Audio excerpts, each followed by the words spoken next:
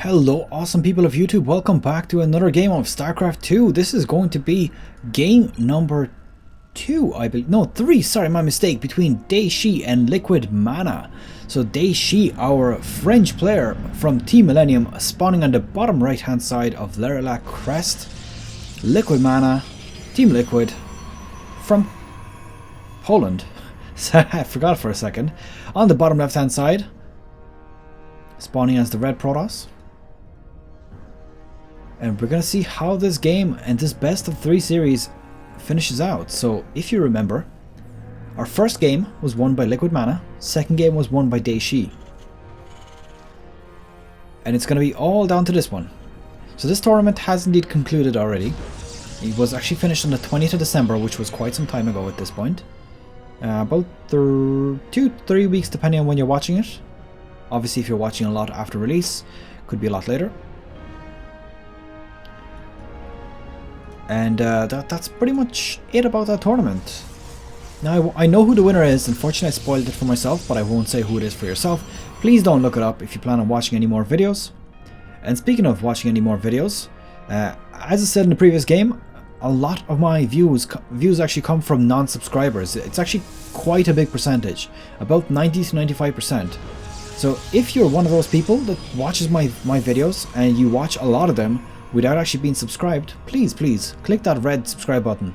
It's quite important. It helps me, it helps you, and for yourself it'll actually pop up new videos on your main page, which will pretty much let you know every time I upload something, which is very useful. For myself, gives a bit of a confidence boost also that I'm not doing this for no reason at all. One of the most demoralizing thing as a YouTuber is actually not seeing any progress. And that, unfortunately, is probably why I quit last time. My channel was growing far too slow. I was at it for about 2 years and I had 1,600 subscribers. Which is not a small amount by any means, but 2 years of work is, you know, it's quite a slow progress. But looking at this, we do have a depth on the way, which is quite standard, and a gateway, or rather nexus, sorry. So the command center is up for Dayshi a lot earlier than the nexus. It is about to be completed. This probe could potentially get taken out if he does a bit of shooting scooting, and yes, it does get taken out. Now this is interesting here. There was originally the mothership core on the way, but now that the probe has been destroyed, the mothership core is changing direction. Now this is very interesting. Now I've never seen a proxy robo bay, a robo facility rather. I've seen stargates, I've seen gateways, but a robotics facility is a bit of a, I would even say it's a bit of a risky move, because if you think about it, if that gets scouted out, that's a lot of resources gone.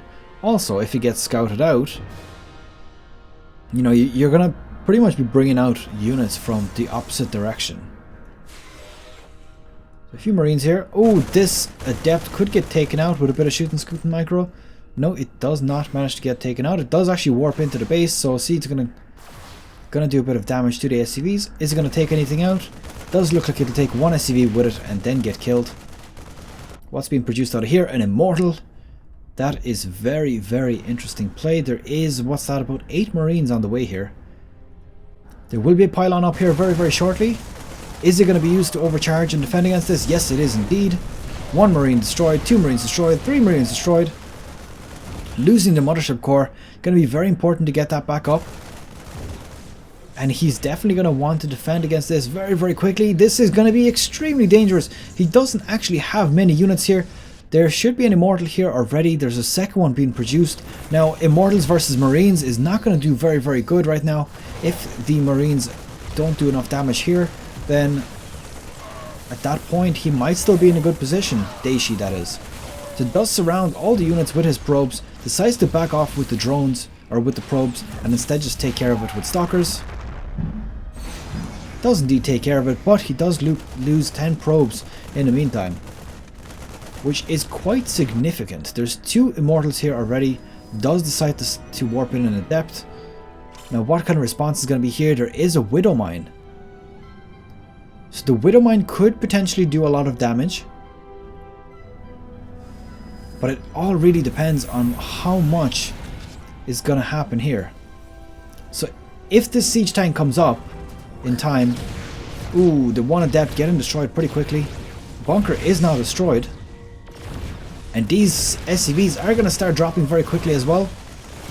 It does appear like there's a big surround. The SCVs are trying to get there, but the micro from the Immortals is actually quite nice. Taking out a lot of these SCVs does take out 5 in total right now. So at the moment we're still at an advantage for the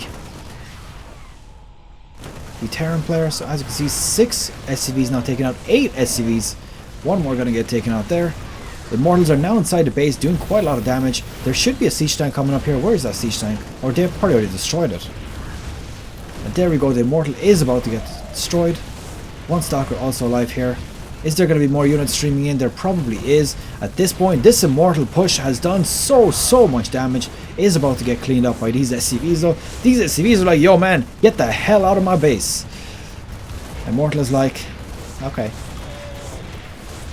And that could be it for this push. Now there's 2 adepts here, and this one Widowmine could actually...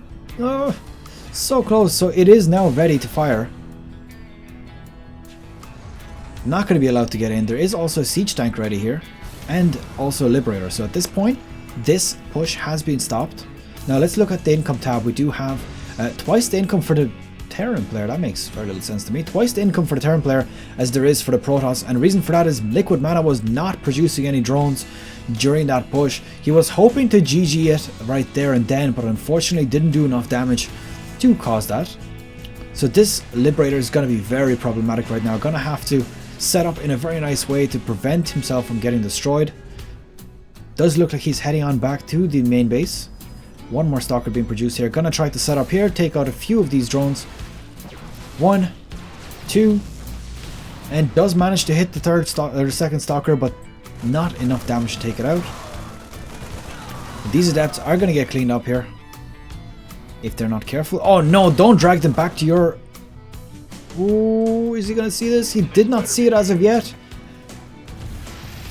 And yes, he did see that he's going in the wrong direction. He should definitely not be chasing after or towards his own base, because that would result in quite a nasty situation for him. Second base from the Terran now starting to get saturated very quickly. And at this point we do have combat shields also on the way for the Terrans. Or the Marines rather.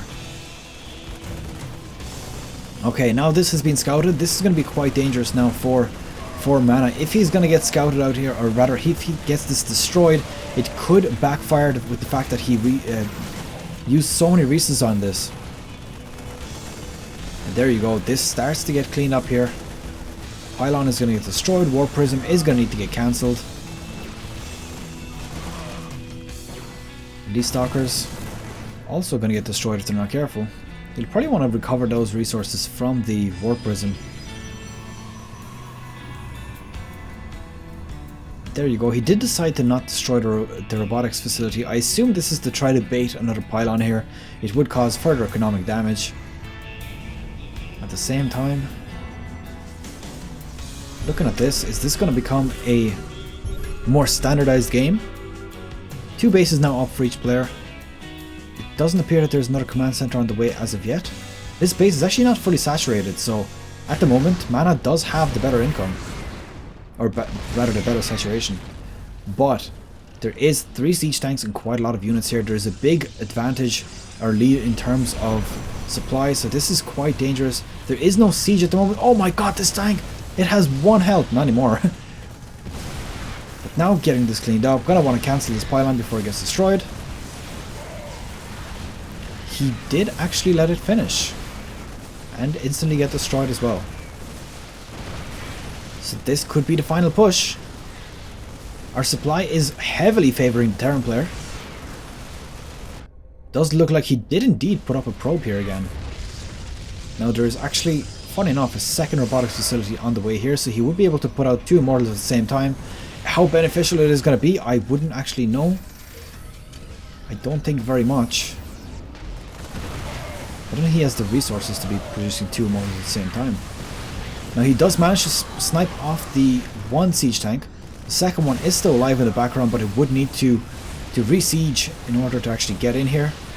It is nuking from the back. These bio units are getting cleaned up, however. And there we go. These units have been warded off now. Now at this point, the Mothership Core is going to want to start taking out this siege tank. It's going to take a while, so I assume he's just going to lift it off. This Widow Mine, and it does finish it off. Wow! And the only thing is, did he just lose his Raven because of that also? So that's interesting. Now this Liberator also going to get cleaned up. So this is a back and forth the whole time. The only thing that I have to say is the Terran has so much better income. So Dayshi, he's going to be running off 2 bases the whole time. He's constantly able to reinforce here. So as long as he doesn't let MaNa build up his second Nexus, this will be going in his favor. And there we go. GG has been called. A best of 3 resulting in Liquid MaNa losing and Dayshi continuing on to the next round. So that's pretty much it. And so another best of 3 ends. So that's pretty much it. Dayshi takes the win with 2-1. Some very, very good play, defending off against that Immortal push in, and very, very well played. I have to say, Dayshi is not somebody I've seen a lot recently. In fact, I've never seen one of his games before, so definitely going to be somebody new to watch out for. I have a big database of players that I'm building up, and obviously, you know, going to be a bit more familiar with him next time. So that's pretty much it. I'll see you guys in the next video. Please click the subscribe button below if you are not subscribed already, and if you'd like, you can also follow me on social media on Twitter and Facebook on the right hand side there. So that's pretty much it. Good luck, have fun, and see you guys in the next series.